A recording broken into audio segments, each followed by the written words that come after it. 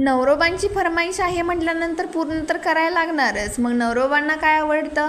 सुक्कं मटण आणि तांबडा रस्सा. त्यासाठी मटण आणलेलं होतं आणि ते मटण मी स्वच्छ धुवून घेतलं. मटणावरती हळद मीठ टाकताना मला काहीतरी येते असा आनंद वाटू लागला आणि छान वाटलं. नुसता आनंद वाटून उपयोग नाही, तर आपल्याला ते पटपट आवरायला देखील पाहिजे. म्हणून कांदा आणि टमॅटो चिरायला घेतलं. कांदा टमॅटो चिरत असताना धक्का लागला आणि पाणी सगळं ओट्यावर सांडलं. ओटा सगळा स्वच्छ करून घेतला पहिल्यांदा.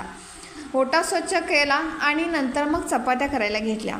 चपात्या करत असताना मनामध्ये विचार आला, वाटणाला जो खोबरं काढलेलं आहे ते सगळं बाद होणार या दिवसांमध्ये, वाळणार तर नाही. मग काय करायचं? तर मी गॅसजवळ ठेवलं.